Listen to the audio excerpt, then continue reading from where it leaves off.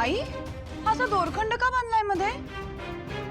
आई, आई, काय झालंय? तू ठीक आहेस ना? घरात काय चाललंय हे सगळं? अरे वा, आलात तुम्ही? या या या वीणा, पाहुणे आले ग. आज रक्षाबंधन आहे म्हटल्यावर येणारच ना? ओवाळणीची वसुली करायला. काय बोलताय? दादा, त्याची काळजी करू नकोस. हा सगळा काय प्रकार आहे ना ते सांग आधी. हा प्रकार म्हणजे हा दोरखंड.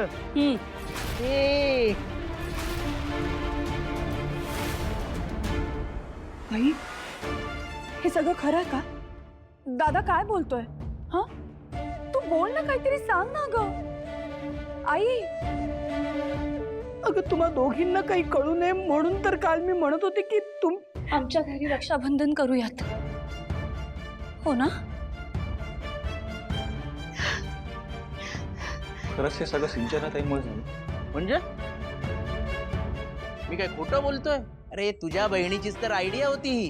हा, हे नंतर आम्ही सगळ्यांनी याला सपोर्ट केला, पण नंतर आम्हालाही कळलं की हे करणंच भल्याचं आहे.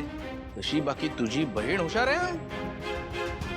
संतोष उगाच काहीतरी बोलू नकोस.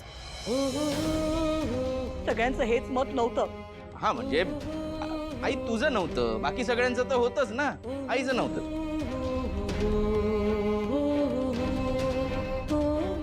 देवा, हे काय होऊन बसलंय? आई बाबांना याचा किती त्रास झाला असेल. आम्ही घरात नाही आहोत हे बघून संतोष दादा आणि सिंचना वहिनीने फार चुकीचं केलं.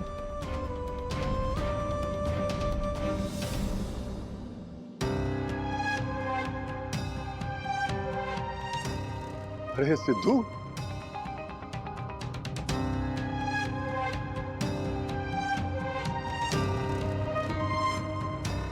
काय रे, कसा आहेस? आणि भावना, जानू, तुम्ही इथे का उभे आहात? चला, चल सिद्धू, आमच्या खोलीत जाऊन आपण आरामात बोलूया. लक्ष्मी, नाही बाबा, इथे हे सगळं कसं झालं, का झालं हे आम्हाला कळल्याशिवाय आम्ही इथून कुठेही येणार नाही.